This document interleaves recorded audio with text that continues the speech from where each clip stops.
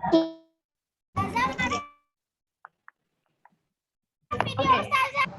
Ya, Ustazah. Hah? Kenapa, Nak? Kenapa? Oke, bismillahirrahmanirrahim. Assalamualaikum warahmatullahi wabarakatuh.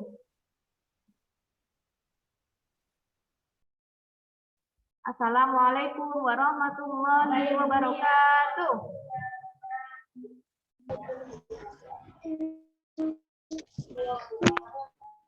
Suara saya dengar nggak? Assalamualaikum warahmatullahi wabarakatuh. Waalaikumsalam warahmatullahi wabarakatuh. Suara saya nggak kedengaran kah? Macet-macet aja. Macet-macet. Kedengeran aja, cuman macet-macet. Ya. Video Ustazah juga macet kadang. Maaf ya, jaringan sedang tidak bersahabat sama kita. Jadi, minta tolong dihubungi ya. Kita lanjut lagi. Minta tolong dibuka buku bosnya halaman 85. Buku bos halaman 85. Sudah ya yang tadi, kita lanjutin yang tadi. Bos halaman 85 tentang musyawarah.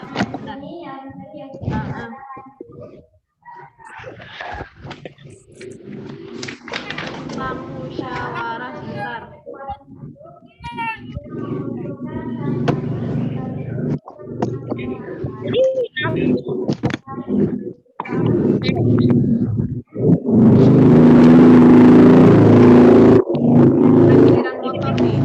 Oke, sekarang kita akan bahas musyawarah. Apa sih musyawarah itu? Apa kira-kira musyawarah itu?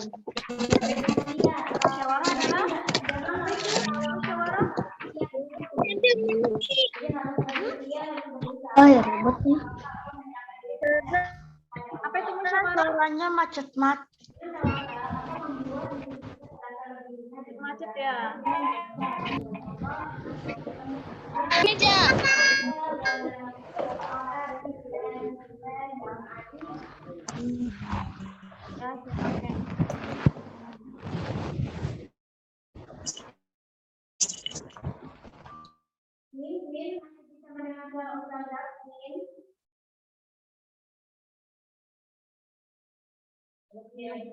Oi, tema 2. Macet lagi kah? Belum tahu. Macet. Enggak. Masih macet. Iya. Masih macet suara saya. Oke, yaudah kita bahas musyawarah. Musyawarah adalah itu pembahasan bersama dengan maksud mencapai keputusan atau penyelesaian masalah. Ya, itu musyawarah. Musyawarah adalah pembahasan bersama dengan maksud mencapai keputusan atau penyelesaian masalah. Ya. Nah, itu ada itu. Keputusan yang diambil dalam musyawarah berdasarkan kesepakatan yang disebutkan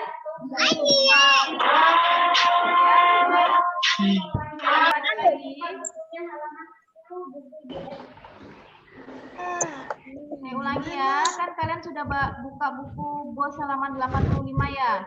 Nah kan? Coba sekarang JST halaman 118. Itu di atas. JST halaman 118. Nah, di situ ada musyawarah. Coba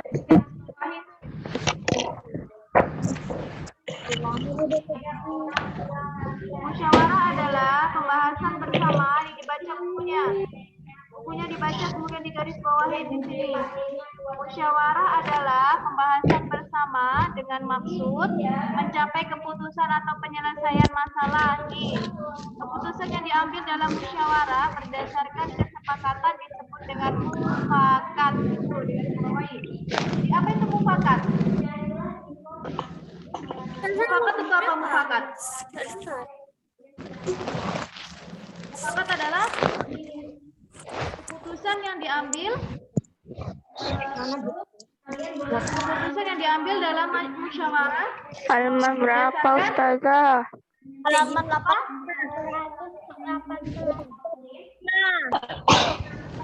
Suara saya masih Oke. putus. Putus. Aduh, kayak mana ya? Ini sudah pakai paket data Wifi-nya nggak bagus. Pakai paket data sudah nih. Musyawarah adalah pembahasan bersama. Udah kamu bayar ini kok belum di sini? Atau penyelesaian masalah. Yang diambil dalam musyawarah. Coba suaranya di mute aja. Lagi. 118. Kenapa suara saya kan beda? Mute aja semuanya, mute aja semuanya. Karena ada juga dari luar yang berisik. Ya, yang berisik. Saya.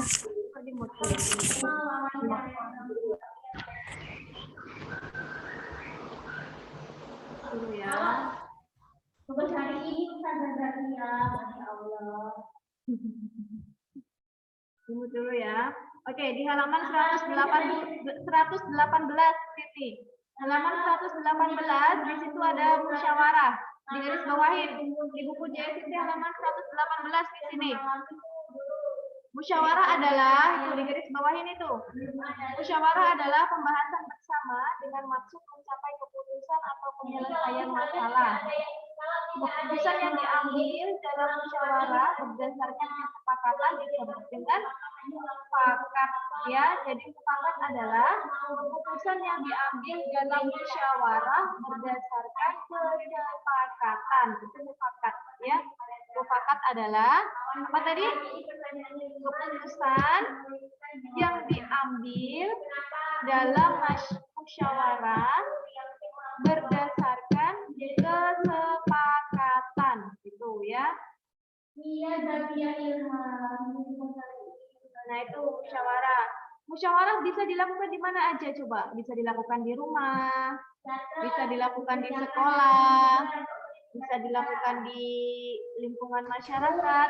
Coba musyawarah di lingkungan sekolah kira-kira contohnya gimana? Kalau musyawarah yang dilakukan di sekolah, kira-kira pas iya pemilihan ketua kelas. Terus apa lagi selain itu? Musyawarah di kelas, diskusi kelompok itu juga termasuk musyawarah di kelas. Ya. Nah, sekarang buku bos, balik lagi buku bos halaman 85. Kita halaman 85 kemudian 86 baliknya. Pengambilan keputusan. Nah, ini ada nih poin-poinnya. Nilai yang mendasar di antaranya ini, pengambilan keputusan harus didasarkan pada beberapa nilai penting agar semua pihak yang terlibat merasakan keadilan. Nilai-nilai apa saja yang mendasari dalam pengambilan keputusan? Nilai apa saja? Nilai apa saja yang mendasari pengambilan keputusan di situ? Ada berapa nilai? 1, 2, 3, 4. Ada nilai 4 nilai di situ. Ada 4 nilai. Halaman 86. Ada nilai kebersamaan, nilai kebebasan mengemukakan pendapat, nilai menghargai pendapat orang lain, nilai berjiwa besar ya, dalam melaksanakan hasil keputusan dengan rasa penuh tanggung jawab. Oke, nilai kebersamaan. Yang pertama dulu.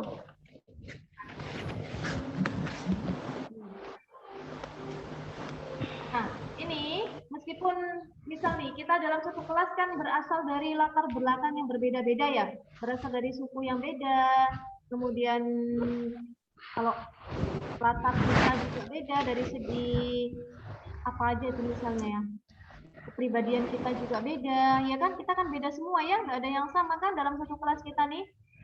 Nah, ketika ada pemilihan ketua kelas di dalam kelas, ketika ada pemilihan ketua kelas, meskipun kita memiliki perbedaan yang sangat mencolok, kita kan beda-beda nih.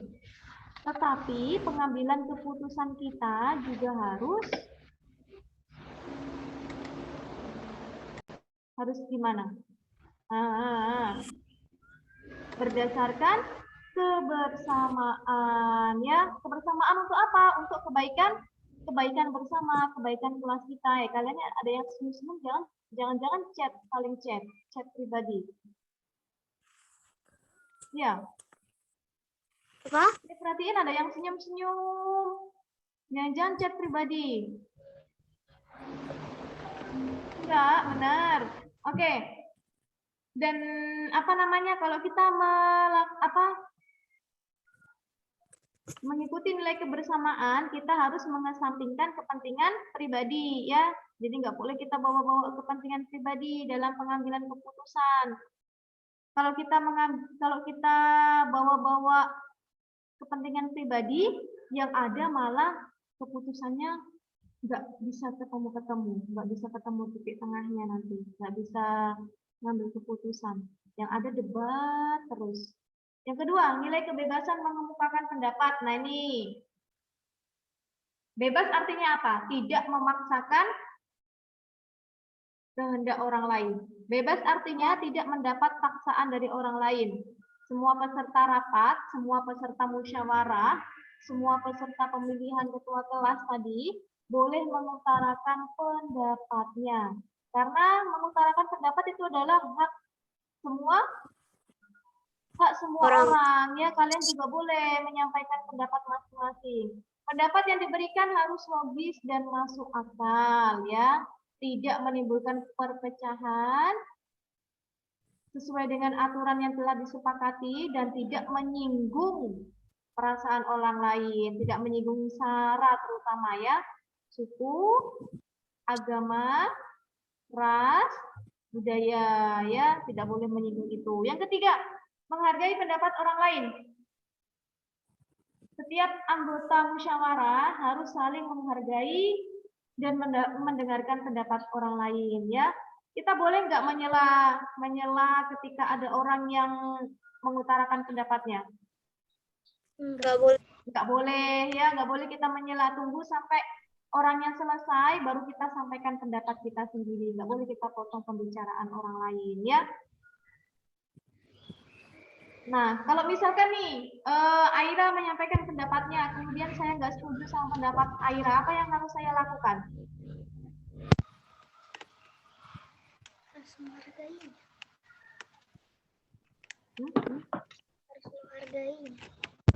Harus menghargainya.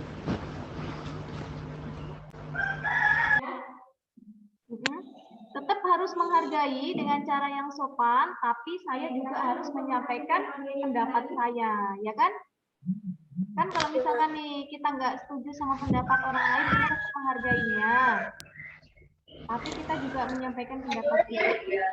Ya, nanti baru dirumuskan bersama gimana yang bagusnya, gimana yang baiknya untuk kebaikan bersama. Yang keempat, memiliki nilai jiwa besar serta lapang dada melaksanakan hak keputusan dengan rasa penuh tanggung jawab. Nah, ini kita juga harus memiliki jiwa yang besar. Kalau pendapat kita, misalkan kita sudah mengemukakan pendapat, kemudian setelah dimusyawarahkan, setelah dirapatkan, pendapat kita nggak diterima. Jadi kita harus lapang dada menerimanya, ya kan? Karena pendapat orang lain atau pendapat yang lain itu pasti untuk kepentingan kebaikan bersama. Ya kita harus berlapang dada menerima kalau misalkan pendapat kita tidak diterima. Ya, nilai persamaan hak ialah seluruh peserta rapat diberi hak yang sama untuk mengemukakan pendapatnya. Mereka diberikan kebebasan untuk mengungkapkan ide atau gagasan di situ. Ini kan zaman open. Apa Dinar? Musyawarah mufakat merupakan salah satu bentuk upaya pengambilan keputusan bersama yang sesuai dengan nilai budaya bangsa Indonesia yang demokratis, ya kan? Indonesia kan menganut sistem demokratis dari rakyat untuk rakyat, ya kan? Nggak ada aturan, nggak ada pembatasan dalam menyampaikan pendapat. Itu hak semua orang untuk mengemukakan pendapat. Tapi dengan garis bawah tadi tidak boleh menyinggung, harus sesuai dengan aturan ya. Musyawarah berarti membicarakan dan menyelesaikan bersama suatu persoalan dengan maksud untuk mencapai mufakat atau kesepakatan. Ibu-ibu sekalian. Sedangkan mufakat artinya kesepakatan untuk melaksanakan hasil musyawarah. Jadi yang dimaksud musyawarah mufakat adalah perundingan bersama untuk memecahkan masalah, ya, sehingga tercapai keputusan bulat yang akan dilaksanakan bersama. Gitu. Kalau apa musyawarah mufakat ini kepentingan pribadi atau golongan? Mengutamakan kepentingan pribadi atau golongan?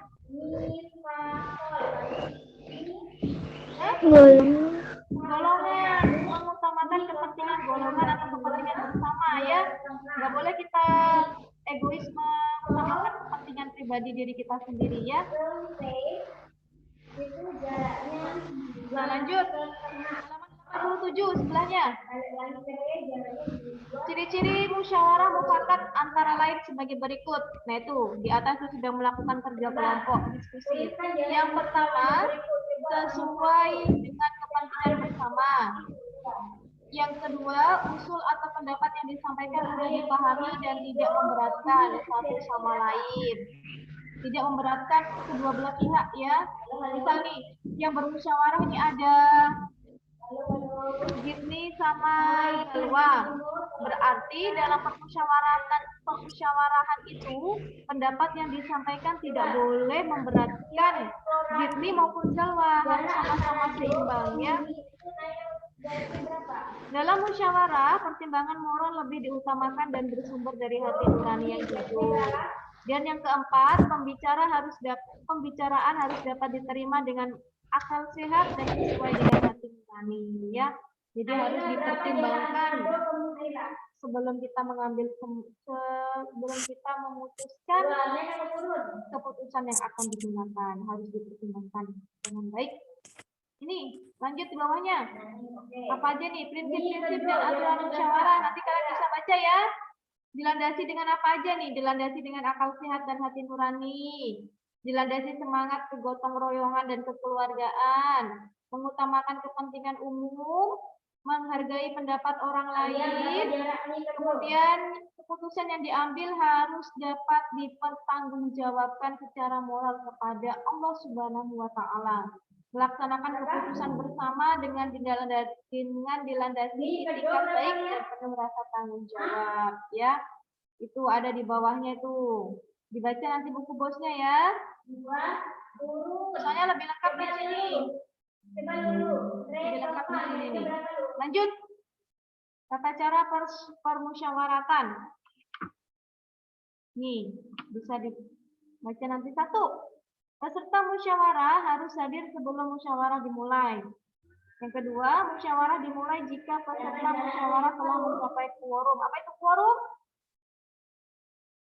Penetapan jumlah minimum anggota yang harus hadir, ya. Ada susunan kepanitiaan. Setiap peserta musyawarah berhak menyampaikan pendapat. Kemudian harus menghargai pendapat orang lain. Terus pendapat yang disampaikan harus dapat diterima akal sehat, tidak untuk kepentingan pribadi atau golongan, tidak menimbulkan perpecahan, harus sesuai dengan norma atau aturan yang telah disepakati, dan tidak menyinggung perasaan orang lain. Lanjut 88. 88. Balik. Nah itu, cara-cara mengeluarkan pendapat. Gimana cara mengeluarkan pendapat yang baik? Yang pertama, ya dibiasakan untuk mengangkat tangan, mengacungkan tangan. Kalau mau menyampaikan pendapat harus angkat tangan, ya. Mengacungkan tangan sebagai tanda izin bicara. Jadi jangan langsung asal nyerobot ngomong gitu. Nggak sopan namanya, harus angkat tangan dulu. Biar ada istilahnya itu izinnya lah, izin untuk kita berbicara. Berbicara setelah dipersilakan, ya.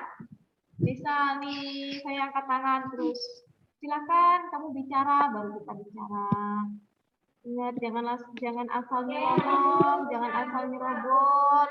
Kalau ada bicara sampai pembicaraan selesai, tadi tidak boleh memotong pembicaraan orang lain.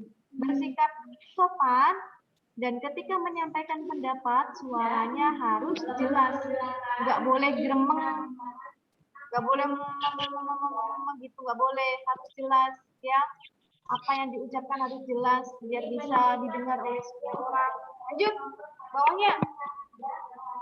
Sikap dalam musyawarah, sikapnya gimana? Sikapnya apa aja yang harus kita tunjukkan dalam musyawarah? Yang pertama, menghargai atau menghormati pendapat orang lain, tidak memaksakan kehendak kepada orang lain, tidak boleh mencela pendapat orang lain, dan tidak boleh memotong pembicaraan orang lain. Nah, itu dia musyawarah.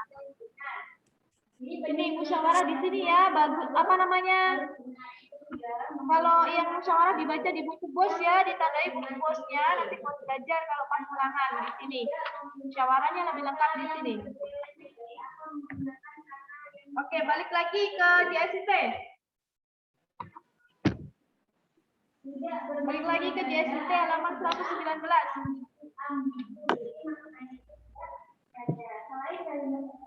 Penuntutan teks yang baik harus memperhatikan penggunaan ejaan yang benar. Halaman 119 ya, Sinte.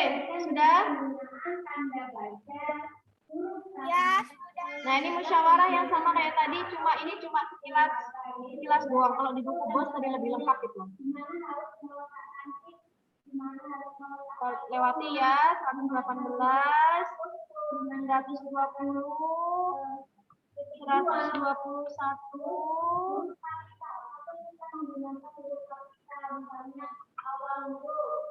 121 sekarang.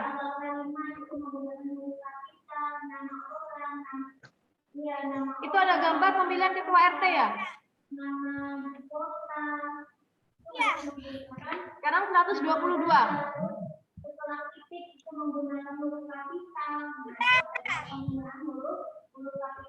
Tidak boleh menggunakan huruf kapital di tengah-tengah kata menurut saya. Tidak boleh. JST halaman 122.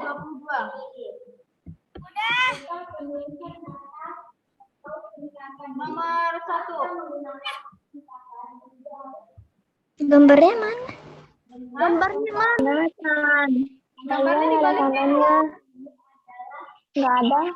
Iya, ada gambar doang. Kelihatan nggak saya kasih lihat ini? Nggak ada. Gambar garis-garis warna biru. Warna abu-abu aja yang kelihatan. Abu-abu garis-garis.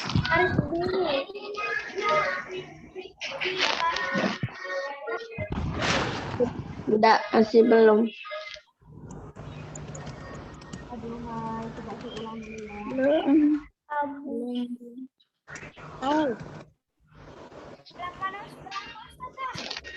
Kelihatan?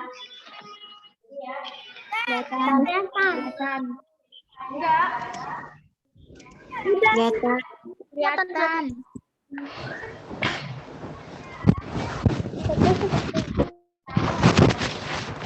Oke, deskripsi peristiwa dalam gambar apa?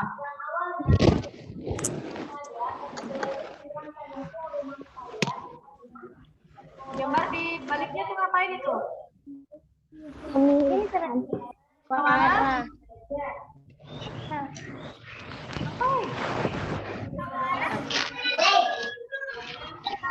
Anton ketua RT.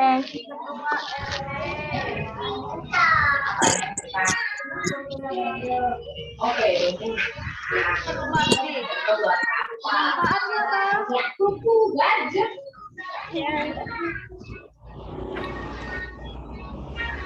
Manfaatnya apa ini? Manfaat apa itu dari musyawarah?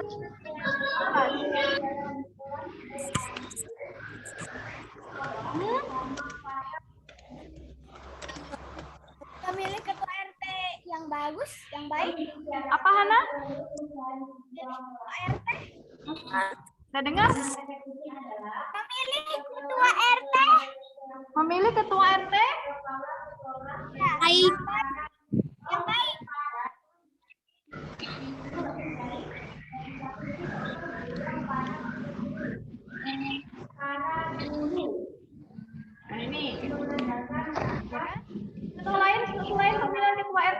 lagi di sistem musyawarah?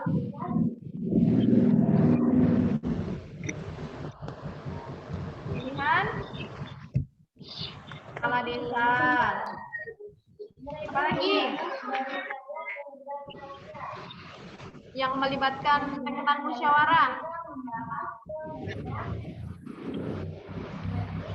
Musyawarah Yang melibatkan musyawarah apa lagi? kelompok. Pemilihan ketua RT, ketua kelas, ketua RT. Lainnya pemilihan kepala desa. Ya sudah tahu bukan kepala desa. Pemilihan ketua kelas. Oke. Terus Pemilihan ketua RT. RT nih, RT.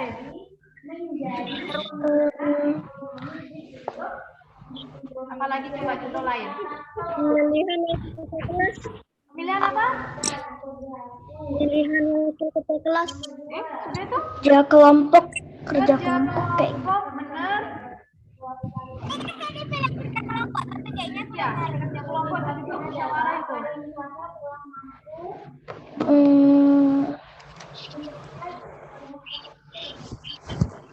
Diskusi. Menyelesaikan masalah dengan bermusyawarah. Ya.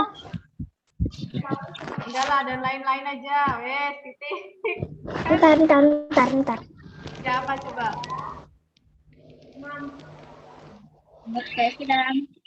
Berapa? tadi saya bilang kerja kelompok, tapi suara saya kayaknya kurang nyaring.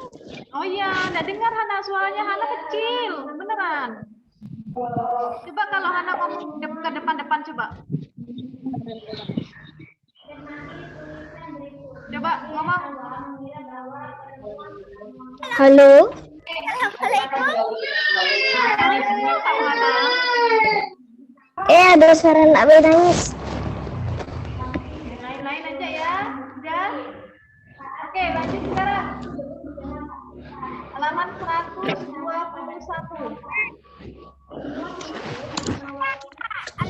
Jessica fokus. JCT ya, JCT masih JCT. Semangat ya, selesai kok. Bentar lagi. Kita bahas tari dulu. Ini sudah kelas 4 ini lagi ya.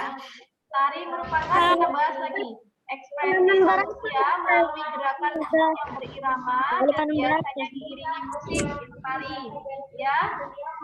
Tari kreasi, tarian yang lepas dari standar tari yang baku.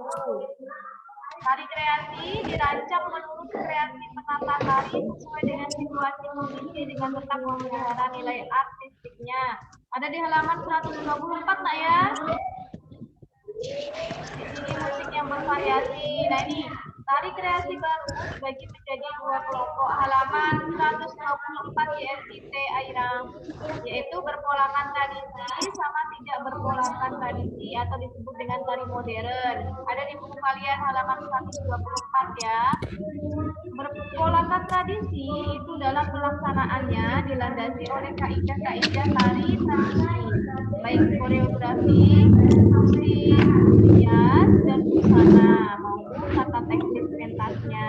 Kemudian kalau tari modern itu adalah dalam pelaksanaannya melepaskan diri dari pola-pola tradisi, baik koreografi, musik, rias, dan busana maupun tata teknik pentasnya. Ya, itu kalau tari kreasi. Coba kita lanjut. Nah, ini pola lantai ini pasti kalian juga sudah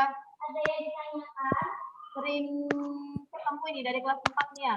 Pola lantai adalah garis yang dilalui penari pada saat melakukan gerak pola lantai. Fungsi pola lantai sendiri membuat posisi dalam sebuah gerakan, memperindah tarian, dan yang terakhir menambah kekompakan penari. Ini pola lantai jenis apa?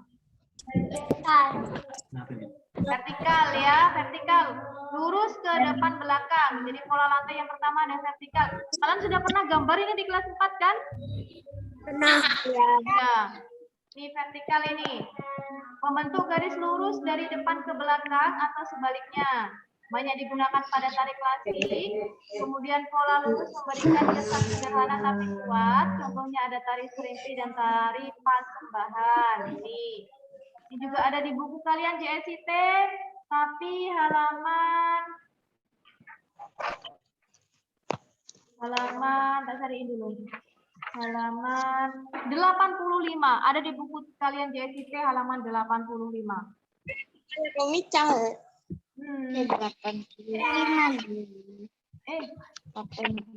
Mana tadi Nina?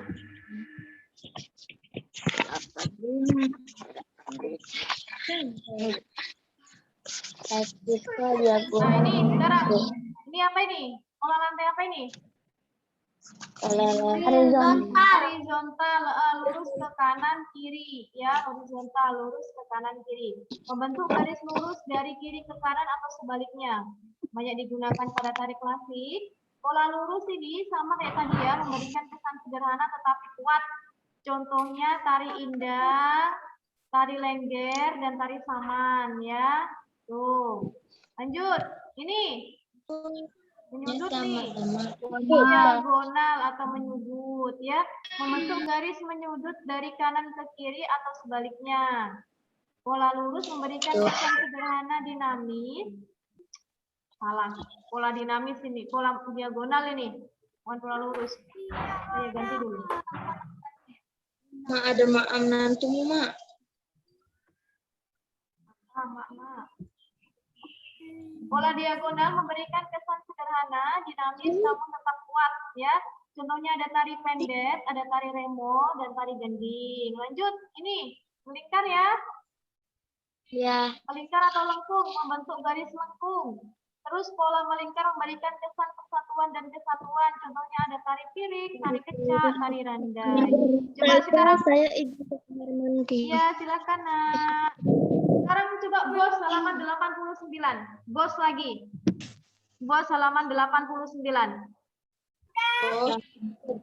Yang tadi jangan ditutup ya bukunya, biarin aja. Bos 89. Nah, di sini ada nih persiapan yang dilakukan sebagai berikut. Persiapan untuk apa nih? Pentas. Pentas menari. Apa aja? Yang pertama apa ini? Persiapan untuk pentas tari. Menentukan bentuk karya tari.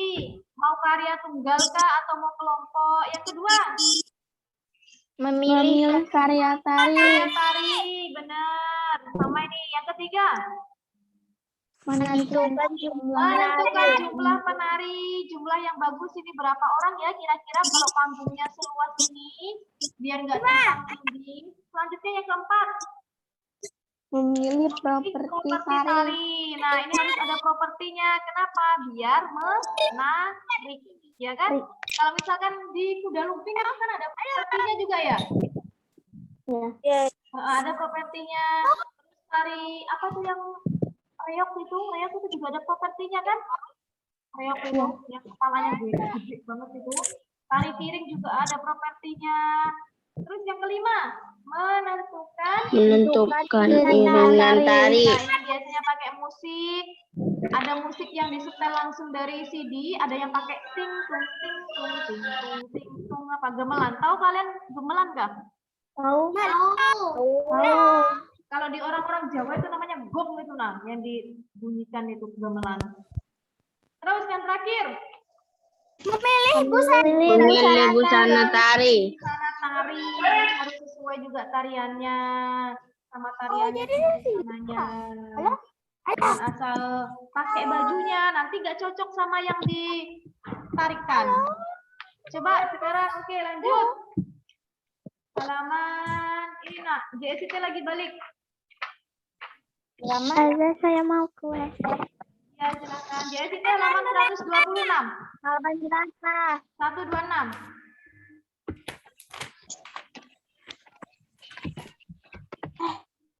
Sudah? Nomor gangguan pernapasan pada manusia. Beberapa gangguan pernapasan pada manusia. Ada apa aja? TBC. Apa itu TBC? Tuberkulosis. Lanjut. Asma. Enggak, buka. Udah, apa lagi? Kanker paru-paru.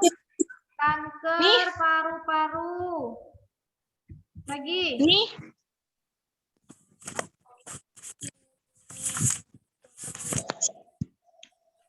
Apa ya? Hmm? Sudah. Apa lagi? Masa cuma ini doang? 3. Iya. Pneumonia. Ada Apalagi sinusitis, flu, bronkitis,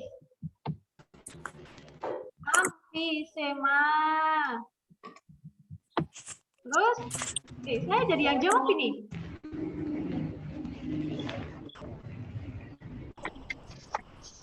influenza. Iya, flu, influenza. Kita tambahin lagi, ganti lah ya, influenza.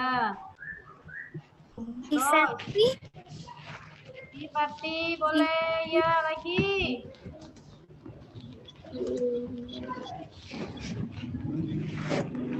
Apa cuma ini doang?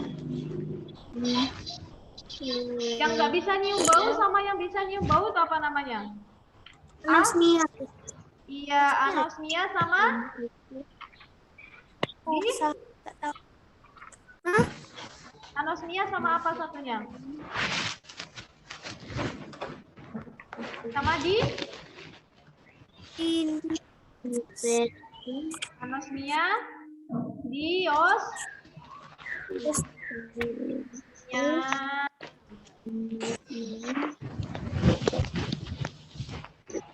Oke, lanjut. Apa dulu? Apa soalnya? Coba. Perbedaan antara hak kewajiban dan tanggung jawab ini lagi ya. Haknya apa ini hak? Segala sesuatu yang kita dapatkan Sejak lahir. sejak lahir. Lanjut.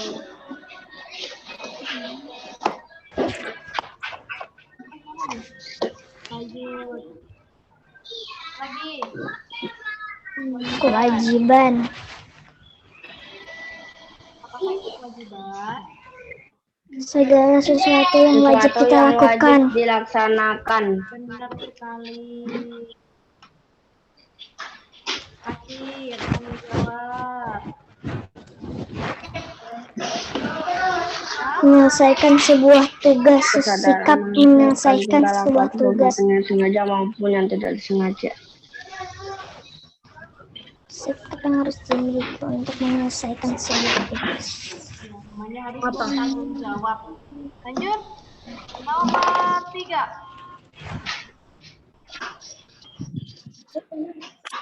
Ya. 1, 2, 3. Nomor 3 apa yang? Beberapa peran ekonomi dalam upaya mensejahterakan kehidupan masyarakat. Petani, Peran ekonomi.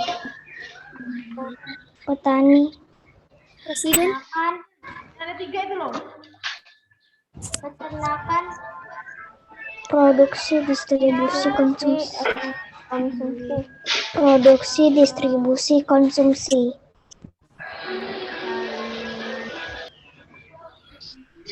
Oke. 4. Lantai.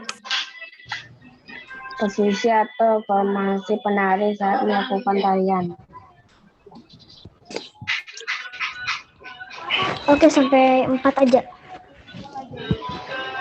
Posisi atau formasi penari saat melakukan tarian.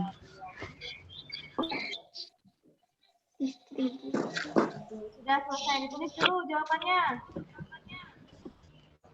Halaman Kelihatan 106. saya. Ya, oke. Sampai nomor 4 doang ya. Kalau Iya. matematika mau dijawab sekalian. Nggak usah.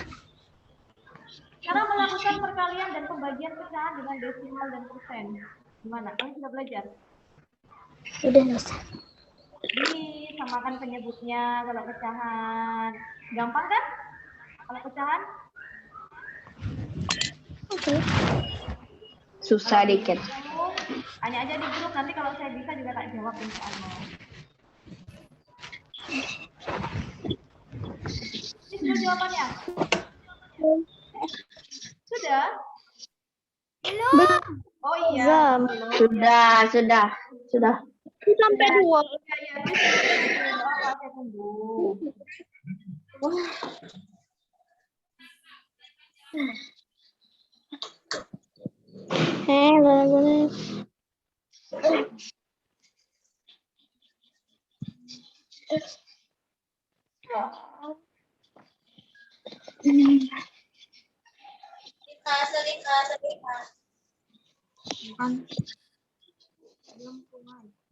Dah.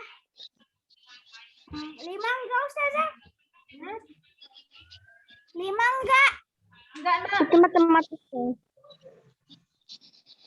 Nomor 5 tidak? Enggak. Dan kita jadi deh.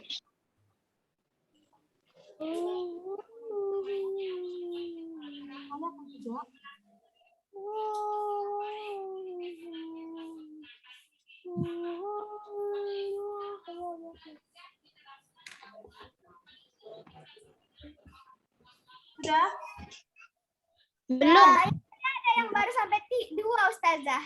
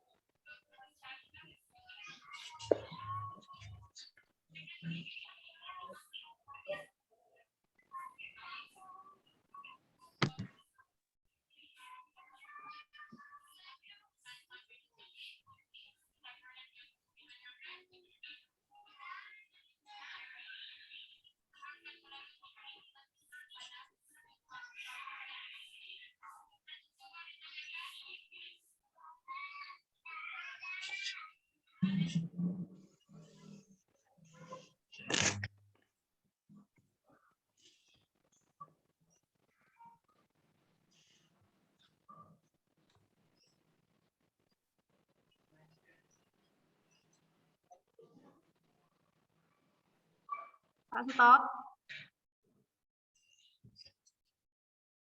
Sudah semua? Sudah ya, coba tak cek. Oke, sudah nggak ada yang nulis. Oh, ntar masih ada Mutia, kita tunggu sebentar.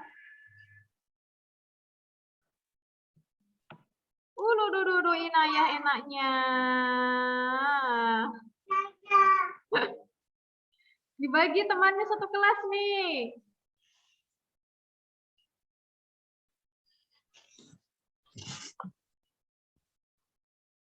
Arya masih nunggu temannya.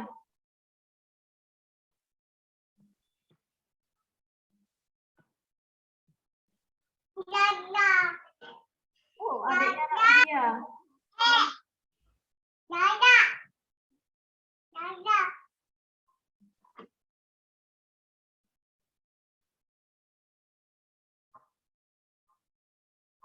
Saya matikan ya.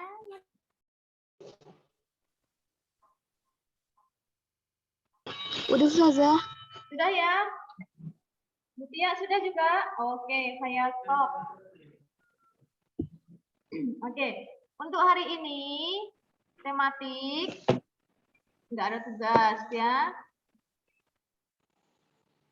Hari ini Hore. iya. Guru. Nggak ada tugas ya. Kemarin sudah tugas, jadi hari ini nggak ada tugas. Kemarin udah pada ngumpul semua kah? Udah difoto semua ini, yang belum di sini silakan segera difoto dan dikirimkan ke saya. Saya udah. Biar bisa dinilai ya. Tapi tugas yang dulu masih tetap disimpan ya. Au. Tugasnya tetap disimpan yang tugas-tugas yang dulu itu. Yang kemarin yang baru dipoto kan yang baru kemarin, tugas tematik kemarin doang yang baru dipoto itu. Kasih nilai, dan nunggu. Oke, sampai sini ada yang ditanyain nggak? Nggak ada. Nggak ada.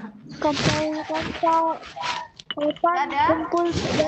Ini bacaannya setiap hari enggak Budi. Lagi ya. Oke, kalau nggak ada kita tutup lah. Gigi nggak ada. Tiga kali. Gigi nggak ada. Astagfirullahaladzim. Astagfirullahaladzim. Alhamdulillahirabbil alamin. Penutup majelis. Subhanakallahumma wa bihamdika asyhadu an la ilaha illa anta astaghfiruka wa atubu ilaik. Amin. Oke. Terima kasih. Aduh,